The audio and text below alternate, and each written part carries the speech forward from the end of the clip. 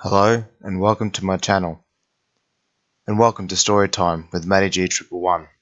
This piece is something I wrote about 6 months ago and I decided to give it an audio flair for the people who are interested to listen to it. This story is called Another Corpse. Let's begin. The environment in which the story will commence is in a city called Mortal. Its buildings and people are similar to that of the late 18th and 19th century Europe. The grounds paved of stone, horse and cart, the sort of thing that anyone can imagine if the research was done. This world contains within it creatures of brutality, flesh-eating, bone-crushing monsters, most hideous like a living, decaying corpse. These creatures are not unfamiliar to the people of Mortum, and the origins of which are unknown, and have been ever since they started attacking the innocent people. The main character, Levi Venandi, will be the eyes from which you'll see this world. He's a 29-year-old man, clean-shaved with brown hair, amber eyes, pale skin, average height, clever and brave in action. He is dressed in his usual black trousers, white shirt, red vest, black trench coat and bowler hat upon his head. He is one of the only few who venture out to hunt these beasts and is excellent at what he does. He has a near lifetime experience with hunting game animals and it has transferred well to this line of work. He works side by side with the local authorities to solve cases of these murders involving these particular creatures and disposes of them with his firearms and blades. This story shall begin in the early morning, roughly 5:45 AM, at a crime scene in a dark alleyway. An excellent choice, if I do say so myself. Part 1. Another corpse. This time, a woman. Her blood still freshly and slowly running in between the grooves of the cobblestone alleyway. Like a tiny crimson river that travels to the edge of my boot. It was clear that this kill was recent. An hour before sunrise, I suspect. I walked myself closer to the poor soul, avoiding the mess that has been made. The darkness of this area was perfect for the beast to capture its prey. This is day 3 of my tracking, and this is the 3rd corpse. Again, the pattern that is occurring with these kills are all similar. Skin obtaining deep scratches from talon-like claws, thoracic cage being cracked and torn apart viciously, sternum upon the ground in pieces, the ribs sticking up like birch tree branches. But most dark of all is the heart has been torn from its anchoring tissue, no other muscle cultivated for its presumed consumption. I feel pity within my own heart as it contracts in repetitive rhythm. This woman still obviously young, wearing a lovely violet ball gown. A hopefully enjoyed night that has been taken away by primal cruelty.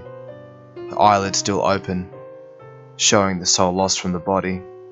This is the 3rd time, and I am still too late. I must find a way to coerce or persuade this beast's interest into my direction. After examining the body, I look to see clues upon the stone walls. In the shadows I see the print of a paw, obviously made by the blood of its kill.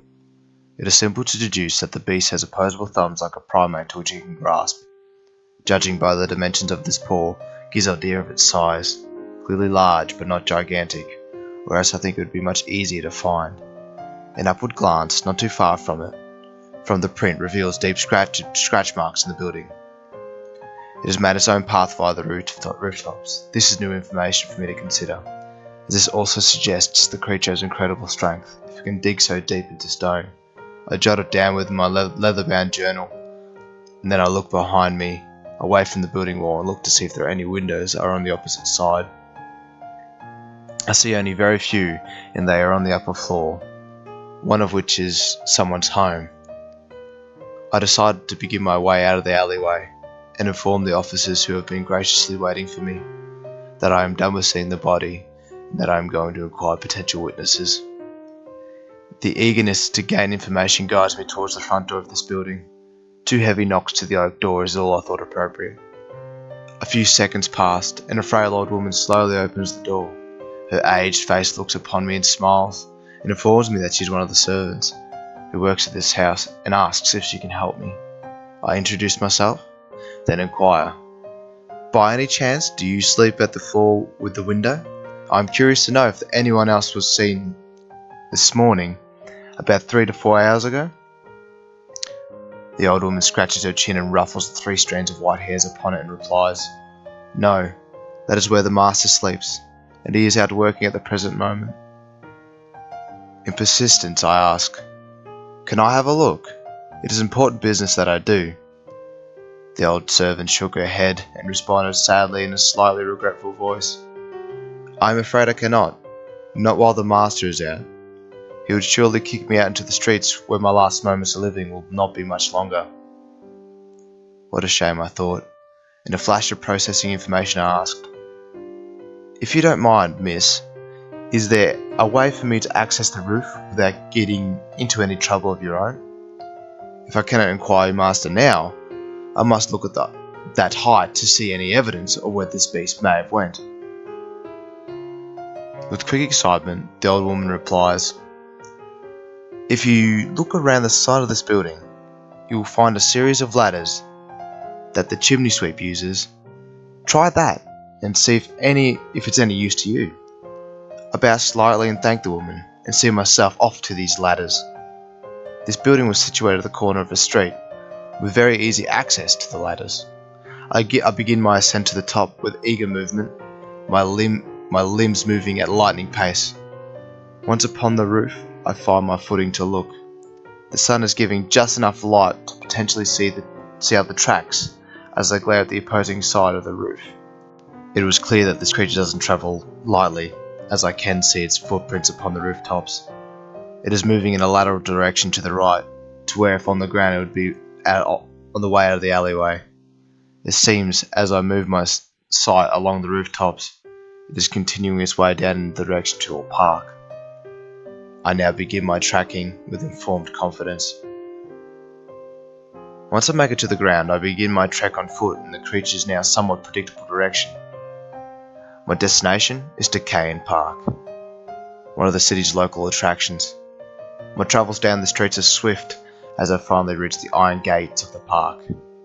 In the early mornings when the sun hits it, at just the right time, the willow trees by the pond look like a portrait within a gallery, with pockets of open spaces, perfect for picnicking with the family. I begin first by investigating around the perimeters to see any signs. I walk not too far from the gate to see a dent upon the superior surface of the fence, along one of its horizontal bars. Peering to the other side into the park, I see evidence of an artery. I horseshoe around the gate to the other side of the fence to examine it, obviously from the poor soul in the alleyway. I place it within my leather pouch to dispose of later. Everything is so recent. I must be close. It could not have gone too far. There is no other sign of paw prints to signify the beast's activity. It must have taken the trees. I decide to look and see if any people can help. I dart my vision around the area. All I can see is a person across the pond, a man, lying on a bench sleeping. He was clearly either homeless or didn't care about for appearances. His grey wild hair sticking out from the sides of his firmly placed hat, toes sticking out of his shoes, coat and trousers nearly in shreds. I decide to make my way around to question this gentleman.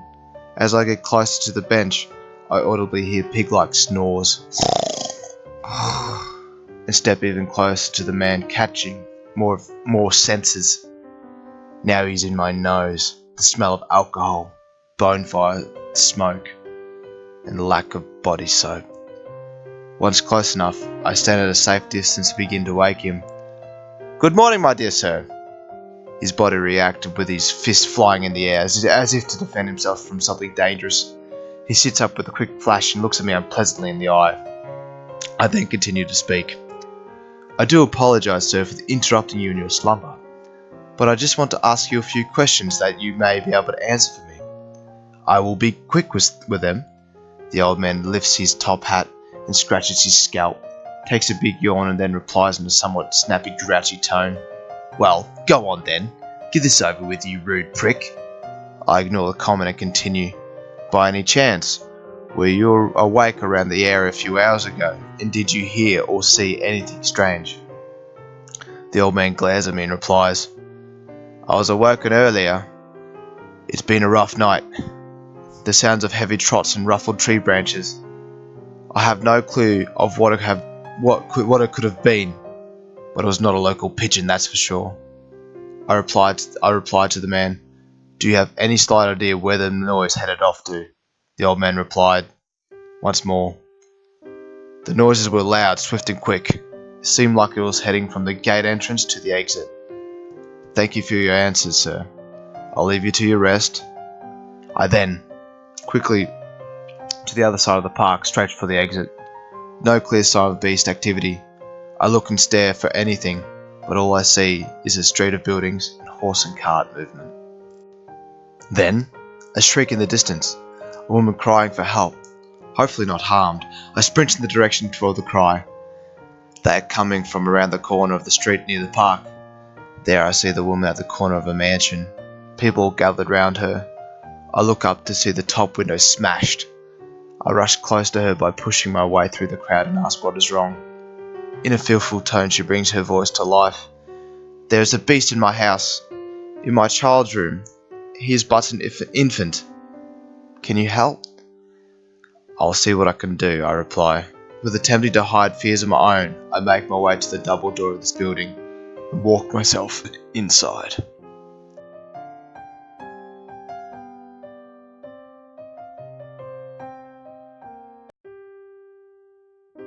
And that is the end of this part. I will continue more parts of the story when I can. I hope you enjoyed it. I also plan in the future to make more stories and read them to you. Of my own creation, that is. If you're interested, please show your support and subscribe. I am also on BitChute. I will leave a link in the description down below. Go check me out there. Thank you very much for listening. This has been Pt1. Catch you next time.